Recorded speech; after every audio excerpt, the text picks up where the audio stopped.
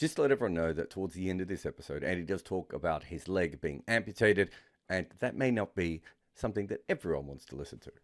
My latest book is The Art of Batting. It delves deep into how the best players ever made their runs. Get your copy today. Name and job title, please. Okay, Andy Moles, former first-class cricketer with Warwickshire and Griqualand West in South Africa, and coach of many international cricket teams. Currently unemployed after having my leg amputated, but I'm sure we'll discuss that. But although I do probably 6 weeks a year with the Bahamas cricket team. And so you decided to write this book. You've had this incredible life in cricket. Where did the sort of the idea for the book come from? Friends of mine have been on to me for a while about that. They think I have a story to tell, and people would like to hear it. I was reticent really at first because, I'm no Test player, although some people said I should have had an opportunity. But I'm not a household name. I had a more than successful career as a county cricketer in England, and I did well in South Africa when I went to play first class cricket there as an overseas player. But really, it came down to I was worn down by two guys, Tim Munton, who's my ex teammate at Warwickshire, and Tony Finch, who is sort of my best mate over here in England. And they said, look, for no other reason than put it down for your kids. I've got two boys, Daniel and Matthew. And they said, look, they can look up your career as a player and they can see, but they don't know everything, the trials and tribulations you went through in your coaching career, both, the ups and the downs.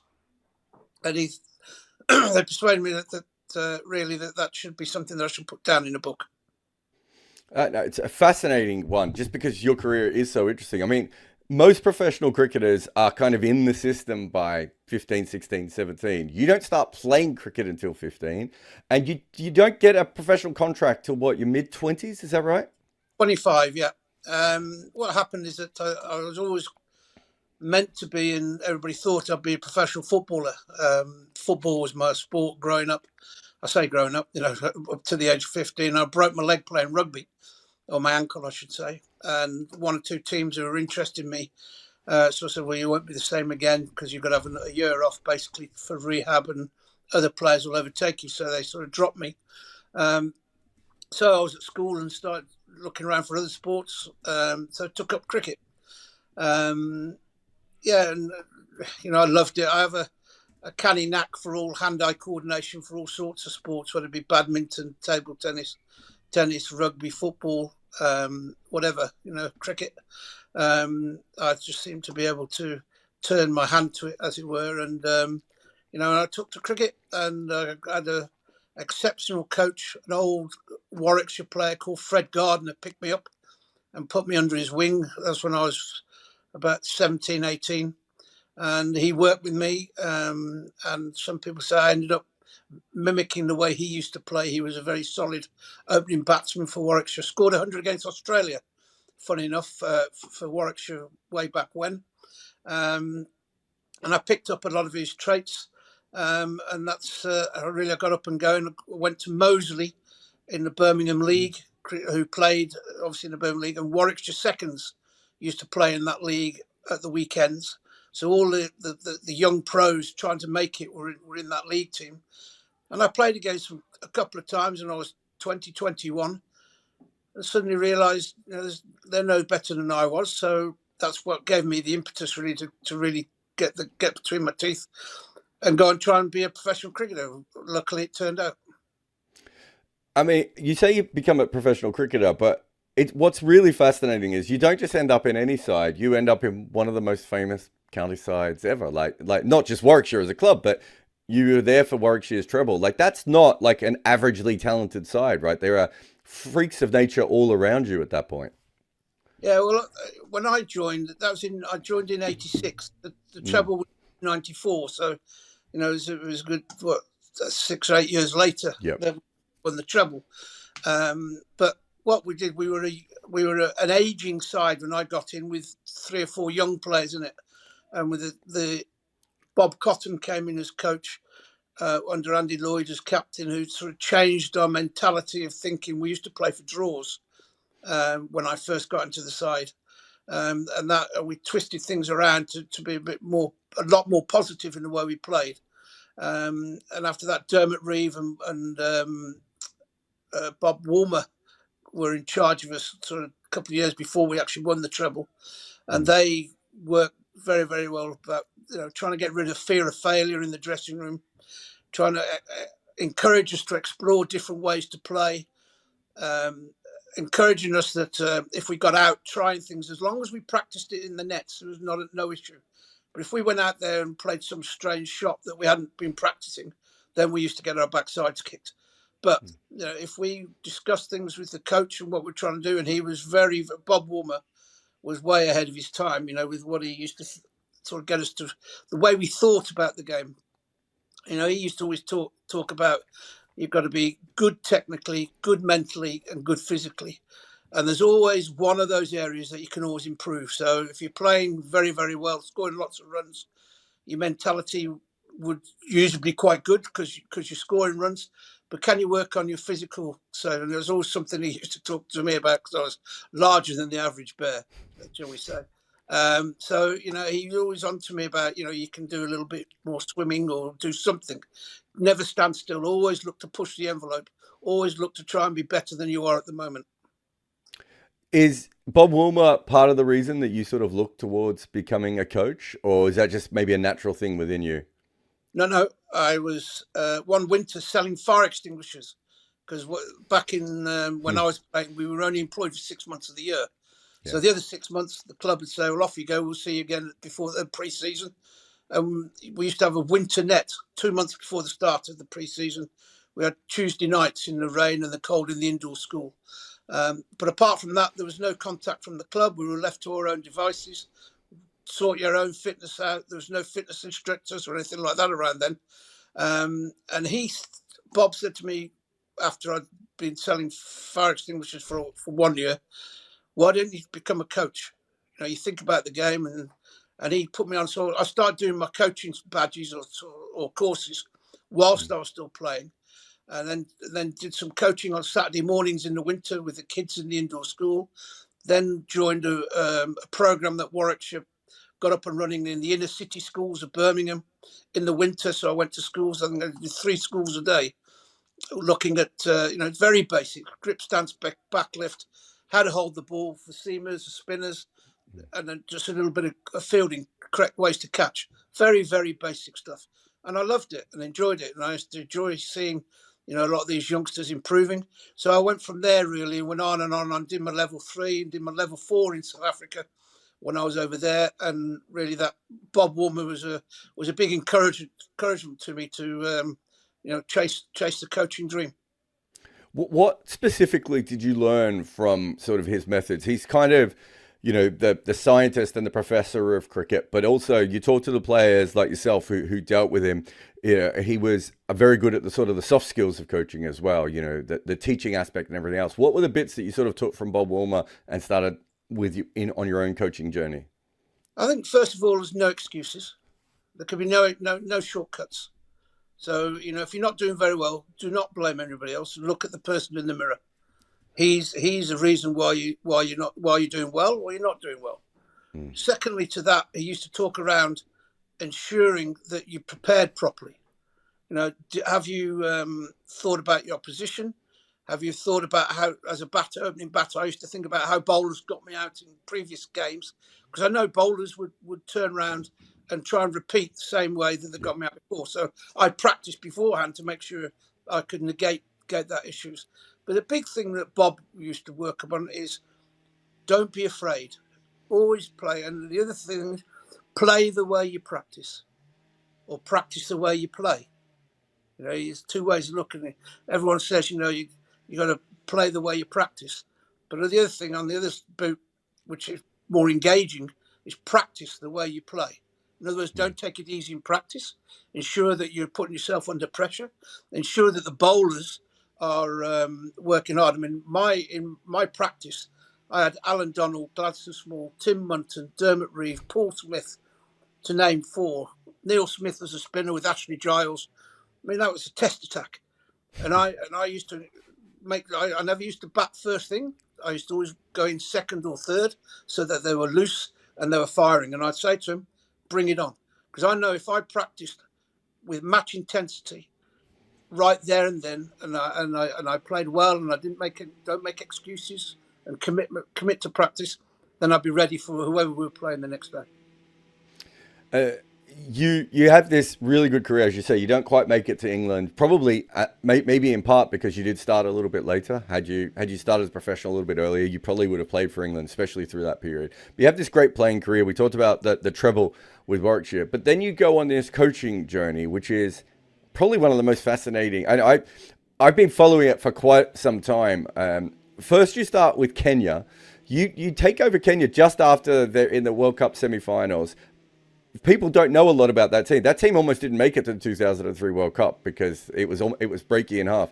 You kind of come in. There's no money. There's terrible facilities. What is it like to coach Kenya at that point? Yeah, well, that's the first international side. My first coaching appointment was Orange Free State. Oh, yeah, of course. Hansie Cronje as captain, Alan Donald in the side, Nicky Boyer, Butter Dipanar, all test players for South Africa. So that was a real learning curve. Hansie Cronje was such a great pro. Can't condone what he got himself involved in, with the match fixing. But he was such a thinker of the game, and he challenged me mentally. Was he similar to someone like Dermot Reeve, that they thought about the game very differently? Probably Dermot was a little bit more happy-go-lucky than Hansie. Hansie was very much a disciplinarian, but very fair and very understanding and very supportive. So, as a human being, I thought Hansie was a very, very good man. So then I went to Kenya. Yeah, so Kenya. After they got to the quarterfinals, was it in the World Cup? Semi-final. Yeah. Yeah. I think got to look at that upon. They got there mainly because New Zealand refused to go to Kenya. New Zealand didn't play in a game. Some things went in their favour, but they did beat a couple of good sides and play some good cricket as well. They beat Sri Lanka, so they did well. Yeah. But if they've had to play all the games, they probably wouldn't have got to the semi-final. No. But that's anything away from them. You can only beat who's put in front of you. And they had some good cricketers, dangerous cricketers. We'll talk later about Afghanistan. I mean, dangerous cricketers, in my view, are people that do well every now and again. People who are consistent. You look at the other top players in the world, they regularly do well. But, the Kenyan players had 2 or 3 players who could be match winners, but they do it 2 out of 10. And that was frustrating because you needed them to do it a little bit more often than that. And you go from there. I know you coach domestically as well, so there's so many coaching gigs. I can't go through them all. But not long after that, you're coaching in Scotland. Correct. You sign an extension in Scotland. You're trying to bring professionalism into an amateur system. And Scotland is a team that both of us have worked for, so I'm very aware of the limitations and the way that Scottish cricket sees itself sometimes, and it almost wants to be amateur. It sounds from your book and also from knowing a little bit about Scottish cricket that you're trying to professionalise this team, and they're like, no, we play cricket the way that we play cricket, and we want to go about it this way. Yeah, I mean, throughout my coaching career, I think one of my strengths is spotting young talent and bringing them on by giving them opportunity. But giving them opportunity at the right time, they grow as players. If you throw them in too early, then they won't succeed. And Scotland, once we qualified Ireland with the qualified.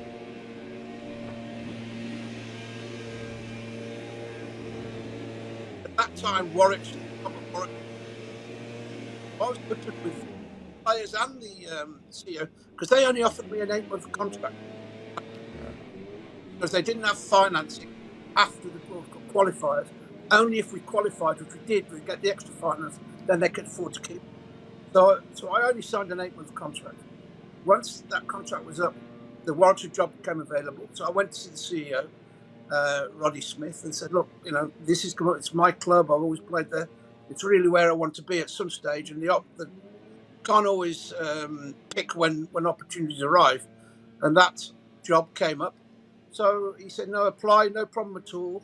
We'll offer you a 2-year contract, and it'll kick in if you don't get the Warwickshire job." Okay, fine. So everything was smooth. I went down for the job, and we'll talk about it later maybe, but it didn't quite come off for one or two reasons. Great Batch was appointed, who a lot of people would say was probably not one of the better appointments of the career. He clashed with the players a little bit, but that happens with all coaches. Not all coaches, but that's one of the problems coaches have if they don't want to play.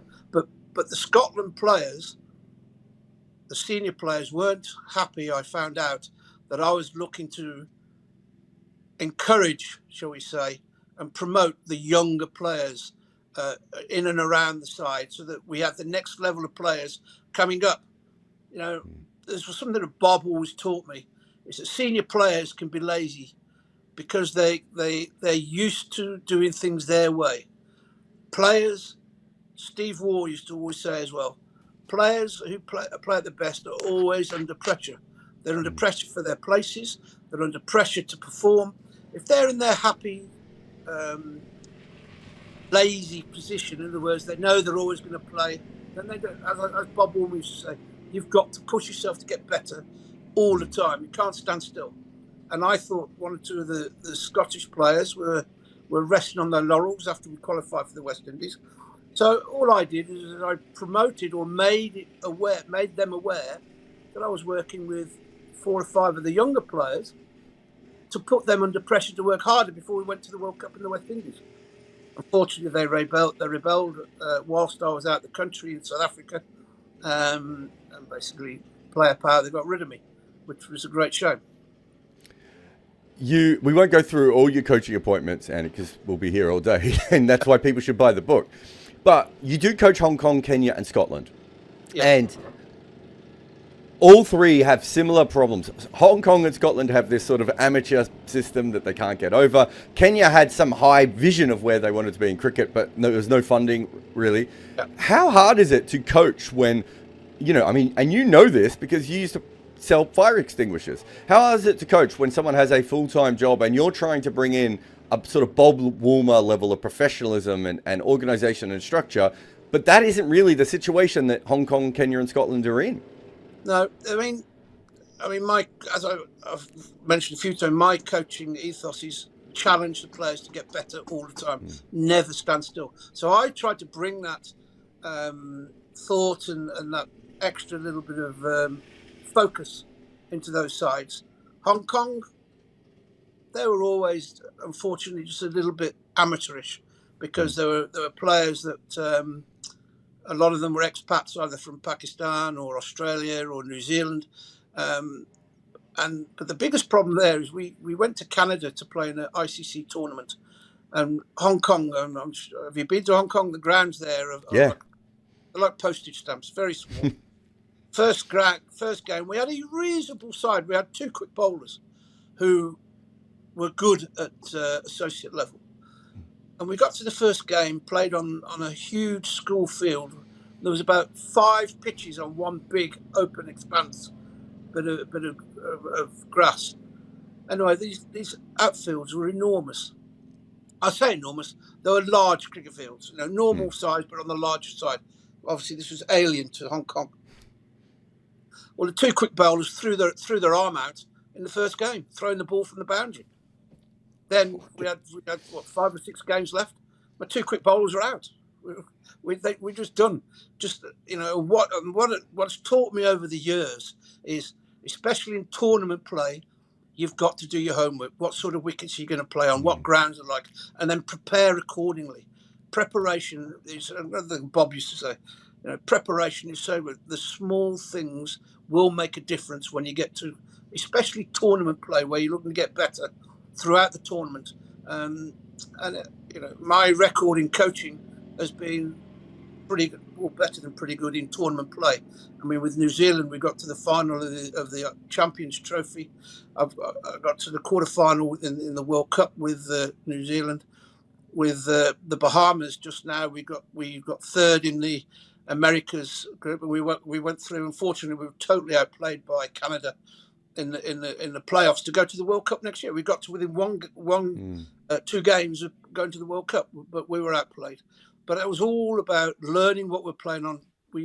Went to Argentina. I might be jumping ahead now from where you go, but we went to Argentina. The wickets were dry from the year before. I knew they would be. We played 5 spinners. And just because of what we learned for, we prepared, and we got the batters to learn how to sweep more, and we were ranked five or six in that competition, and we finished second, but third on run rate. So we beat Argentina. They were the favourites to go through to the next round. So it's all about coaching. I say to all coaches, just try and do a little bit of homework, a little bit of preparation. If you know at the weekend you're going to play on a quick, fast, bouncy wicket, try and get your groundsman to prepare your midweek nets, if you can, to mimic what you're going to play at the weekend, so the batters get used to and prepare accordingly, like for like. I mean, some of that is absolute gold, but it also shows the limitations, as you said, there's 3 grounds in Hong Kong, none of them are particularly big. The players, I remember, I've seen that before with players, struggling in all those sorts of situations when they get to like an associate level tournament. How do you go from all that to coaching domestically in New Zealand? You go to Northern Districts first, I think, in New Zealand. Is that right? Yeah. So what happened is that I thought I had the Warwickshire job. Tim Munton, who was my best mate, was chairman of the cricket board, cricket committee. He held the interviews. He was chairman of the panel, and it ended up being 2-2. And Tim thought he had the casting vote, so I was in. But unfortunately, they decided that no, they wanted to do the panel again. It was between me and Great Batch. So they changed the panel, and Great Batch got voted in. So it was very difficult. But Warwickshire, I mean, go back to when I wanted to play. I was trying to get into Warwickshire as a player. I've tried, I should think probably five times to get involved at Warwickshire in a coaching capacity, but I've failed every time for whatever reason. I mean, I've coached Test cricket, I've coached all around the world, but I couldn't get into my own county somewhere.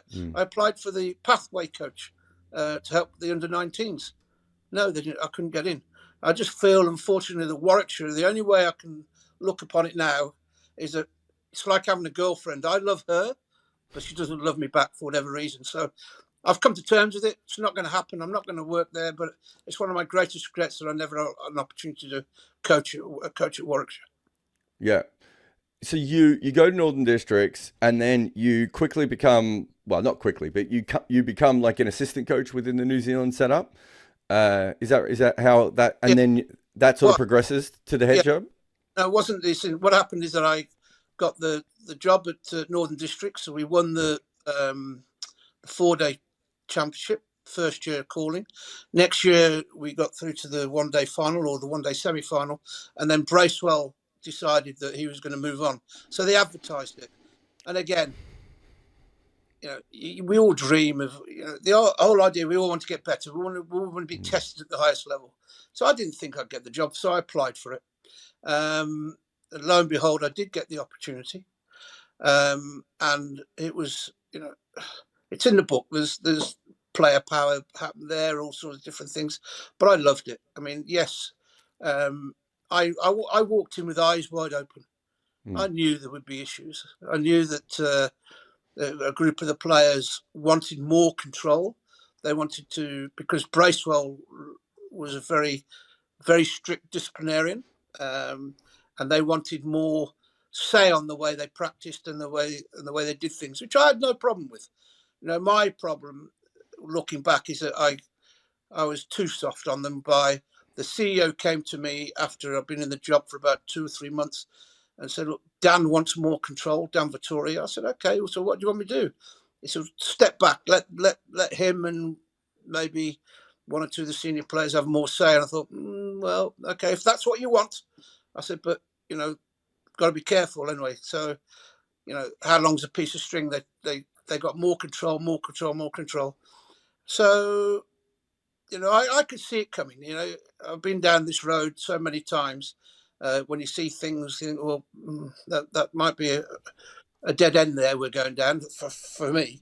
So I started taking notes about things that said, things that were done with the board, not with the players, with the board, and how happy they were, and they gave me promotion into being onto the. When I first started, I was just an advisor to the selectors. Then they brought me on because they were happy with everything. So there was an acknowledgement that I was, and they told me things are doing well. And then when it all went sour, my last game for them was coaching in the ICC Champions Trophy final. They'd only been there once before.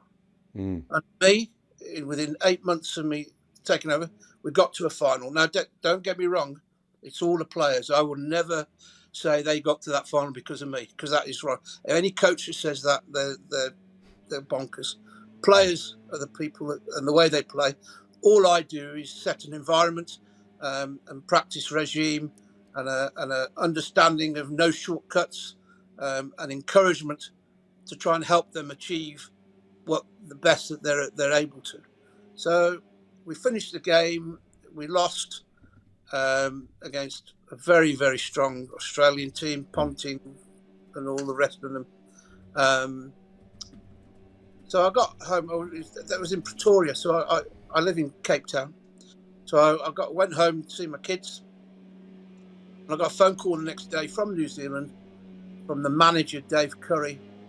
Andy, you need to get on a plane and come back here tomorrow. You've got a meeting with the board. You get a phone call like that, you know it's not good. So I said, okay. So I got on a plane, flew all the way back.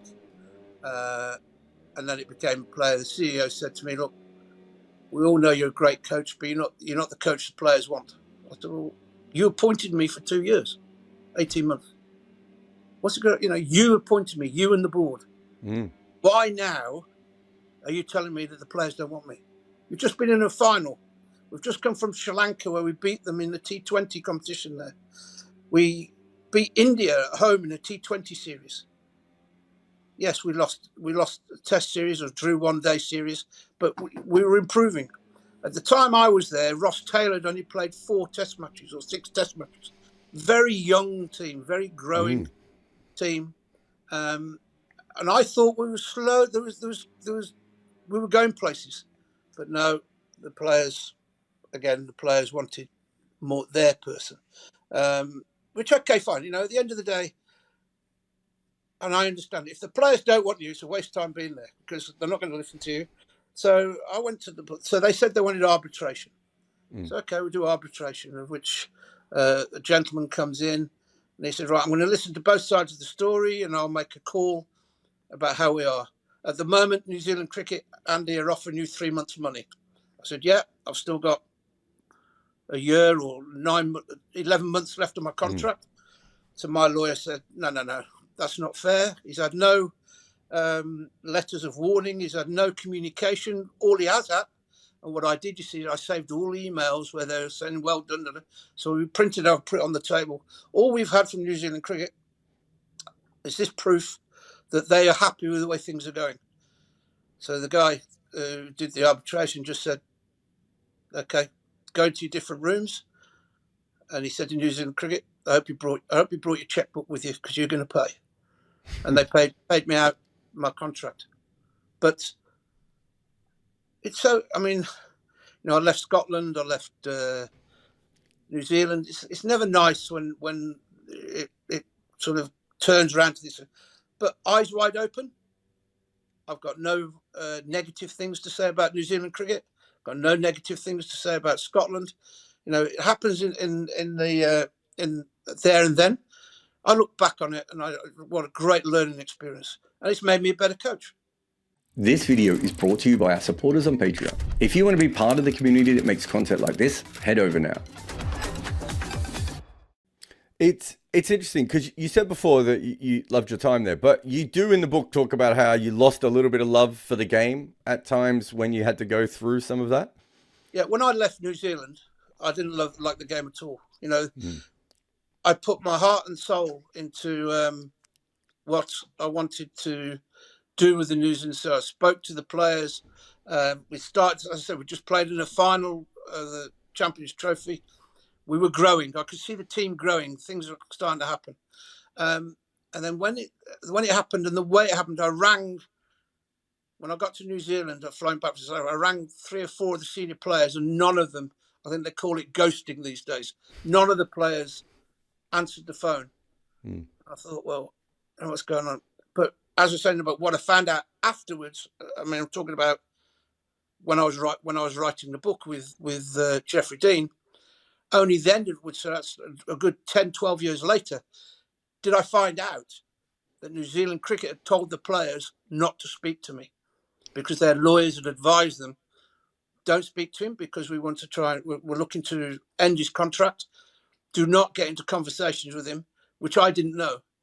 So that's why because I couldn't get anyone to talk to, find out what was going on. All I said to Dan and to the other players, just tell me if you don't want to work with me, just say so, and I'll get on the plane and I'll go home. I'm not going to force myself upon you guys. But I think we're starting to have some sort of growth.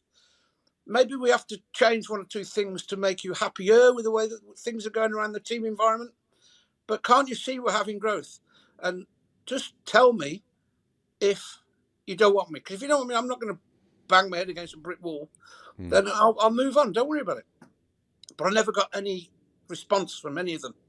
So therefore, that just took the love for that group of players away from me, because they had a slogan that they lived by: in the belly, not in the back. That's when I first joined the group. They showed me a video. They had a very professional video made about their culture and the team, and it was all support. You know, we support one another. We never leave anybody behind. All this sort of stuff. But the slogan, the last slogan: if you've got a problem, in the belly, not in the back. So in other words, knife them in the belly. At least you do it face to face, but never in the back. We're not that sort of time. And yet there they were, very much so, in the back and not in the belly. Yeah, what's really interesting is from the book that the news story that goes viral when your book comes out is the story about Brendon McCullum, where you say, I want you to play more defensively. I want you to knock it around for a little while. We've got a younger team. And he says, that's not my brand. I want to play this cricket. And so the story that goes around is you talking about McCullum not playing the way you wanted. But the book's actually very positive on Brendon McCullum. Yeah. That one story is kind of, that's a story that you're telling about an interaction, but it's very positive. It's Daniel Vittori where you have the bigger issues, realistically. And it's interesting the way that when that book comes out, the media sort of jump on the one little bit and not the sort of the overarching story of that. Were you a bit surprised that it became about you and McCullum? Not really. I mean, when you've been around, 40 years, as I have, as is the title of the book, you see the way the press and me, they're looking to create a story. They're looking to, I mean, when it came up, I was angry because as you said, if you read the book, I'm actually, I'm disappointed in how he responded to that question, because my job as the coach was trying to get that team to win there and then today. So I said to him, I just need you to hang around for 5 or 6 more overs before what he became world class at, charging down the wicket and smashing. Don't forget, it was the infancy of Brendon playing that style of cricket as well. So he was still learning. And I was saying, just give yourself a little bit longer. By that, you can get yourself in. Plus, the players can get their feet under the table as well, so to speak. And I, as you say, the guys, if people buy the book, I also quite clearly put in there that, he said, no, he's building Brendon McCullum.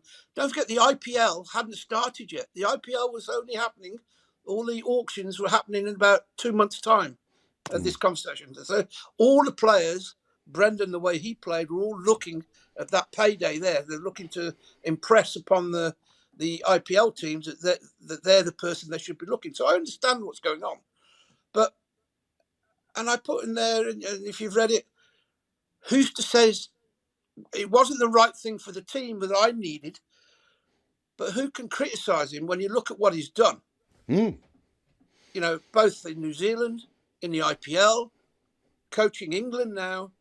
The thing is, you can look at England team now. Not anyone could go. That would be a very disastrous thing for me to say. But he's very lucky to have a team with that quality all the way down the batting order. When I was in New Zealand, we didn't have that. So my 2 or 3 good players had to dig in at the top of the order and then be expressive as we went on. But you look at that England team, they've got players coming in at 8, 9, 10 in the test matches, scoring 50s. Well, we didn't have that luxury. So I tried to get Brendon to look at what we needed today, not tomorrow or in 3 weeks' time, but today we needed, or I requested for him to play a certain way. And he said, no, he's building his brand, McCullum, because that's how he wants to go forward and that's how he's building his career. And I can understand that. Looking back, and at the time I could understand it. But it wasn't what Bob Woolmer had drummed into me when we were trying to be successful. The team always comes first. And that's a point I was trying to make in the book. And I also made a point in the book that Brendon, who's to say that I was right? Look at the way things have gone for Brendon now. And he's been very successful. And quite rightly, he's probably the most enterprising coach in the world at the moment because of the group of players that he can work with. And, I've got nothing against Brendon whatsoever. I just asked him to try and help out that day, or it was for that series. So I think we had another 2 or 3 games left in that series. Could he just pull back on the reins a little bit whilst we get this team, youngsters, feet under the table, and then go on and play the way you're going to play? But, he didn't want to do that. Well, the interesting thing about all that is that when they're bowled out for, 45 in Cape Town, and this would be years after you had this conversation with him, yeah, they have a conversation where McCullum basically says, we're being selfish. We're thinking about ourselves as players. We're not thinking about New Zealand anymore. So he doesn't change his brand at that point, because by that stage, he has worked out that is the best way for him to play. And obviously he helps change New Zealand cricket. And now he's been involved in England and had some success in the IPL as well. So we know that it worked. But the selfishness, he goes from being a player that does think about himself a little bit to being almost the ultimate team man who's diving headfirst into boards and everything. Maybe that was just a little bit of maturity that he needed, and that is probably that with the brand of cricket is what has become about Brendon McCullum now. Exactly the word I was going to use is that we all mature with age. Some mature quicker than others. We've all worked with players that some seem to the penny drops for others, but 100% right. With maturity becomes recognition of responsibility and all those sort of catchphrases. And I think Brendon, once I'd gone over the next 2 or 3, 4 years, understood what the team needed from him, so he could do a bit of both. Moving on to Afghanistan, because this is a fascinating part of your career as well. I was there at the 2015 World Cup, and I must have covered 2, 3, 4 of your games. And, I was at training sessions and traveling around. And I remember being in Canberra, and, they've got the big open nets at Monaco Oval. So, I was just standing, next to the nets. And you were taking, I can't remember which bowl it was now. I think it was Dolat Zadran. You would take him and show him how to bowl cross-seam deliveries. And I'd been around professional cricket for, 8, 10 years by that point. I'd never seen an international coach teach someone something that I had learnt when I was a kid, right? A very simple cricket thing. And it struck me that you'd had all these different things, but the Afghanistan job was still so removed from everything else because these kids had not grown up with cricket balls in their hands. Right? They had not grown up in the same way that, that normal cricket teams had. So you had, as you said before, you had dangerous players because they were very talented, but they were so raw. And it was almost like you were more of a teacher than a coach at times with that team. Yeah. Well, the issue is to a certain degree, it's still valid today. They don't play enough cricket. So they don't play. So the national side don't play much cricket, but then the A team plays even less cricket. The under-23s or the under-19s play a little bit more cricket, but still not enough because they're part of the ICC under-19 program where they play the World Cups every 2 years. But once they get above that, there's not enough cricket. In Afghanistan, they do have a first-class structure, but there's not many. there's some good coaches and there's some coaches that aren't so good. So even with the national, I mean, I was teaching them how to back up some of them. And there they were in a World Cup, proper World Cup situation. But I'm pleased to say that under Jonathan Trott and before him, Phil Simmons, they've got themselves, and I helped as well. But I did a lot. Although I worked with the first team, I did a lot of work with the under-19s and the A team, and a lot of those players have come through that program. But again, it's not about me. All I do is ensure no shortcuts, hard work, review your own performances and what can you learn. So those same messages all the time, never to get too big for their boots, and understand that team comes before an individual. Now there's 5 or 6 points there, but very simple. Bob used to always sort of say, if you get the basics right, in the T20 competitions, if you bowl less wides than the opposition, less no balls, and you get more singles, we look at the boundary counts, and the game's changed now with so many sixes and fours. But if you cut down your simple mistakes, more often than not, you win games. So Afghanistan is a hive of cricket. It's like Pakistan and India. Everywhere you look, there's kids playing cricket. It's their way out of the slums. So we had a leg spin. Khan, obviously magnificent, world best probably leg spinner at the moment in white ball cricket. So they all want to copy him. They're all the kids. So we had just in Kabul. Now they've got about 7 or 8 different cricket centres around the country, provinces. But in Kabul we had a leg spin competition. Find a new leg spinner. We had about 300 to 400 kids turn up, so under 19s. Well, I can tell we had to send a lot home because they were more like 29 than 19. We had to filter that out. But out of that, we ended up having about 200 bowlers that we spent a weekend with. Out of that 200, there had been 20 of them were good enough to play first-class cricket. And we'd never seen them before. They just taught themselves. They have this thing called tape ball cricket. I don't know if you've come across it. They play in the streets, and they're fanatics about cricket. The guys now, we used to hear, because all the games are played out of Afghanistan for obvious reasons. Nobody will come to Afghanistan. When we were with the team and we win games of cricket, there'd be videos of AK-47s and rocket launchers being fired into the sky, in celebration. Now, thankfully, they've worked and tried to educate everybody that what goes up comes down. There was people, unfortunately, were dying through gunfire. A mile, 2 miles away from where the fight setting the guns off. But there's just absolute unbridled passion for the cricket. You say no one would visit Afghanistan. Of course, that's right for teams. But you lived in Kabul, right? Like you were in the heart of it. And there were times when you had, very good security around you and everything else. But there are other times when you're just kind of living in the stadium and, on your own. That is not, I know you've worked everywhere and you've had all these different jobs, but that is not a normal thing for a cricket coach to have to deal with. No, when I first went to Afghanistan, I turned up flew from Cape Town to Dubai, and then you get the flight from Dubai. So I went to the gate, the lounge, the gate, just waiting to get on the Emirates flight to Kabul. And all down one side of the concourse was all the Afghans, both males and females, obviously all covered up, the ladies all covered up in their national dress, and the men with their long flowing robes and hats.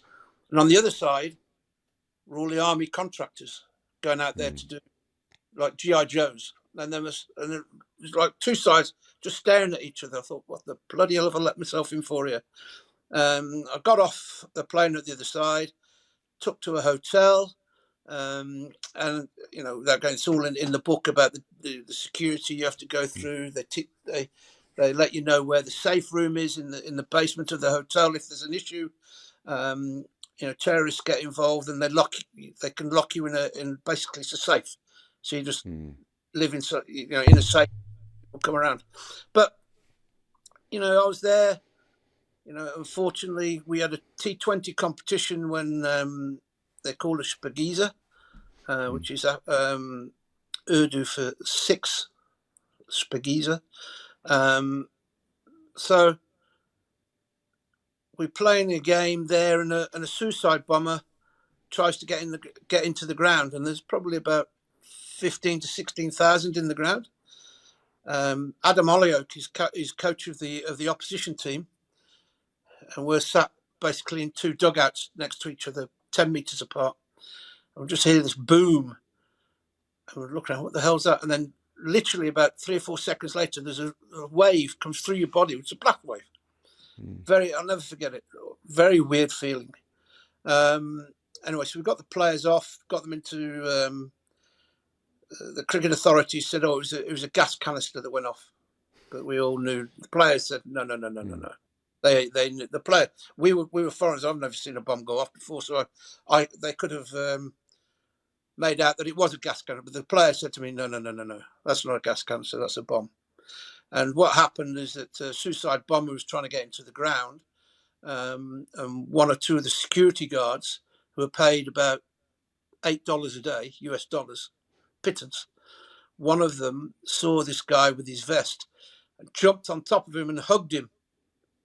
So when he let his bomb off, he suffocated the blast. This guy for $10 a day gave his life up for, and around him were probably about 30 or 40 people trying to get into the ground, and he saved their lives. This security guard, unbelievable when you think about his bravery. So there were times, I'd be asleep at night and hear a whistling noise going overhead. Now the rockets. So Kabul centre has a mile. We call it the Ring of Steel. Around Kabul is concrete fences and steel fences, and at each access point there'd be a tank and a 20 or 30 soldiers at each point around, so stopping Taliban from getting in. Terrible traffic jams, but that's how the security is. And then, so what they did is the Taliban would set up outside of this ring of steel and just set off these rockets with different amounts of propellant in them. So as it came into over Kabul, some would land after 300 meters, 400, 500, 600, 700, 800 to a kilometer, and so they basically fell wherever there's no precision aiming or anything like that. So I just used to pray, just keep going. Thankfully, as long as you keep hearing the whistling, you're fine. You start to worry when you hear a whistle and it stops. You think, oh bloody hell, where's that going to fall? So that's probably the most, with the bombing and hearing those rockets going over, is probably the worst moments where you feel actually under pressure. I mean, I got a message. It's in the book. I got a message sent to me. There's an old man that worked in at the cricket ground. He used to be a caretaker in the players. We had a house where the players stayed, dormitories, and he used to sweep and clean that. And he just said to me, the players and the other guys, the coaches said, no, he's part the political part of the Taliban. That's that fella there, lovely old man, and he couldn't speak a word of English, but said to one of the other guys who translated to me, said, the Taliban said, Mr. Moles, you're fine. We will not come after you because we like cricket is saying to the world that Afghanistan is doing well. They like the fact that they're on the front page and for cricket. But if I happen to be in the wrong place at the wrong time, then that's just unfortunate. If I happen to be at a checkpoint that they attack, or if I happen to be by a roadside bomb, then that's just unfortunate. But they did say, which made me feel a little bit better, that they wouldn't purposely come and target. Because the biggest other issue is kidnapping. Yeah, so, Muhammad Nabi and his father, and Nabi and one or two of the other guys, they got kidnapped. And what they do is my brother was involved in anti-terrorism in the London Met, and before I went, he wasn't happy that I went. By the way, before I went, we had to do a question and answers where I had to, because if anything happened, the first thing they do is we want proof of life, basically that I'm still alive. So there'll be 6 questions that they had no idea. So what was the name of my first dog? What was the name of my first girlfriend? What was, total obscure stuff that there's no way they could. So, that they could turn. If the answers were to those questions were correct, then they knew I was alive. It's phenomenal that part of your story. But what I find more interesting is that you lived through this for a long period of time, as I said, with varying levels of security around you at different times. But as you mentioned at the top of the show, you lost your leg, but you don't lose your leg through like a bomb or anything. It's something far more innocuous. Yeah. So I'm in. We go to Dubai, to the UAE, to get ready for the tour to go to Bangladesh, and I decide to go for a walk one day in the mad dogs and Englishmen, they say walk in the midday sun. So I went. It was midday. I decided I'd go for a walk, and I didn't put any socks on. Just put my training shoes on, and I went for a walk for probably 3/4 of an hour. Came back, and I thought, oh, that pavement must be hot because my bottom of my foot is burning. Anyway, so I took my shoes off, my cloak, because it was stinking. I was 42, 43 degrees. Had a shower, came back into the bedroom part of my room, sat down and thought, look, there's blood on the floor. Where's that blood come from? And what I'd done is I literally got a blister on the total ball of my foot. Just came away. So it was red raw. So anyway, so what happens, I end up having to have, when I get to Bangladesh, I have to have skin graft. So I've skin graft. And then after about 2 weeks or so, I get a moon boot because I can't walk. So I get this moon boot, which is a Afghan-made moon boot, not one of the modern things you see in the Western world. But I thought that's working fine, everything's good. But what happened is on the side of the moon boot, where it comes up, where your little toe is, it wore a little blister on my little toe. And whilst I was in Afghanistan, or then after that we went through to India, I contracted an MRSA bug, which is a flesh-eating bug. Don't know where it come from, how it got in, but it got in through my little toe. So I was coming back to Cape Town, and the doctor, Lance Klusner, was coming back to take over the team. I was looking after him while he was away. And he said, look, when you get back to Cape Town, the team doctor said, get yourself to your normal doctor. So I'm not quite happy with that toe. Get it looked at. So I came back, and the doctor took a swab. Says, we'll get back to you later today. We'll send it off. I had a phone call 4 hours later. Get yourself down to the hospital. They're waiting for you. You need antibiotics intravenously straight away. So I go off, and I'm in there for about 9 days, just pumping this stuff into me. And unfortunately, the specialists have come to see it every other day, and they warn me, no, the little toe has got to come off. It's dying. But then at this stage, they didn't tell me it was an MRSA. They just said it's an infection. So they amputated the little toe, and they said, right, come back in 5 days' time, and we'll have a look at it. Well, unfortunately, that night, I woke up in the middle of the night, with my leg all red, swollen. I've got a temperature. Now I've got a proper infection. So I go back to the hospital. They put me in a room. Now the chief, who is a great man, the chief specialist comes around, and they said, look, I've got to warn you, Andy. It doesn't look great. He says, you've got a flesh-eating bug is there in the bone, and we could take another toe off if you want. So, but if it gets any further and starts to go up your leg, then your life is in. So I said, so I promise you, I said to him, right, doc, you wouldn't tell me how to play a forward defensive. I'm not going to tell you how to do your job. What do you suggest? He says, I'm sorry, mate, we're going to have to amputate you just below your knee. And I said, well, when can you do that? This was 6:30, 7:00 in the morning. He said, we'll do it at 12 o'clock today. I said, right, let's get on with it then. And I went down, had it cut off. And I think this is where I steeled myself to my situation, was when I came round. So I came round probably about 4 or 5 o'clock in the afternoon. It was the first day in South Africa of lockdown, COVID. April the 1st. Can you believe it? April. I have my leg cut off. So I'm there, and I suddenly see these bodies, white sheets, being wheeled past the end of my thing. There must have been 2 or 3. And they were the first deaths from COVID. And and it just made me realise, why are you feeling sorry for yourself? Why on earth must you think that life's been tough on you? Yeah, and look now. Yes, there's been hard times and there's been dark days, but at the end of the day, I've got half a leg. So what? I've got a prosthetic. I can get around. Those poor people who have lost their lives, and I look upon life now, where my glass is always half full. It's never half empty.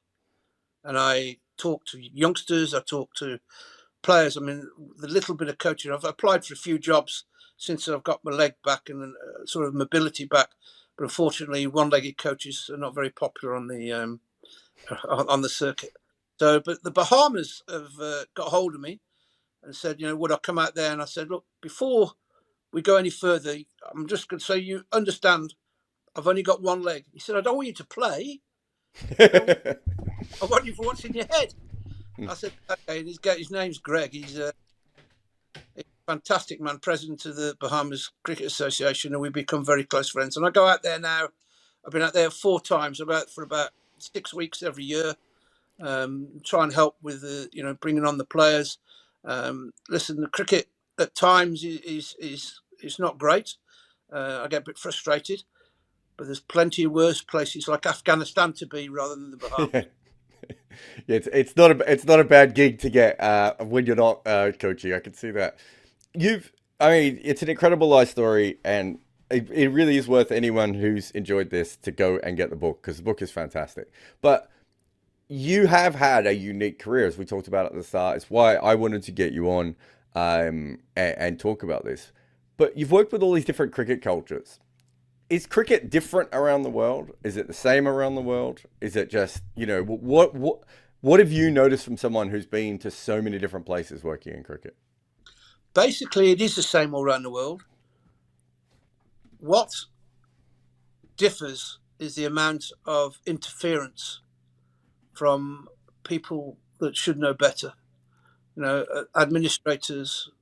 I went to a conference at the Emirates Stadium.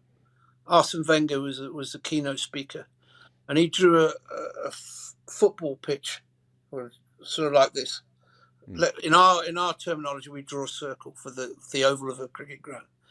And he just said, I've come to learn that from the board to the selectors, to the coaches, to the players, to the ground staff, everybody you can think of, if they make every decision that positively impacts on the inside of that circle, then you're going to have some success. And he said, but unfortunately, you'll come across people who make decisions for things that are going to happen outside of that circle. And that, rocks. Another thing that rocks the table. Now, let me tell another thing that Bob Woolmer used to tell me. To be a successful cricket team, a successful organisation, you've got to have 4 strong legs on the table to keep it solid. If one of those legs is shorter or one of those legs is missing, the table wobbles and falls over. And those 4 things are good facilities, practice and play, good squad, good captain and coach, and good administrators. If you've got 4 legs, strong legs, that table is rock solid. But all it needs is poor practice facilities or poor playing facilities, and you can have the other 3. The table won't be solid. If you've got a squad that's got a poor captain or a poor coach, or 3 or 4 players are not pulling on, that table leg will not be strong. Administrators, they've got to support the players, and they've got to make strong decisions, and there's got to be respect, not from players to them, but the administrators to the players. So I also look very strongly when I go to organisations, how strong are those pillars are on those to keep that table stable. Thank you very much for being on the show, and good luck with the book. Thank you very much.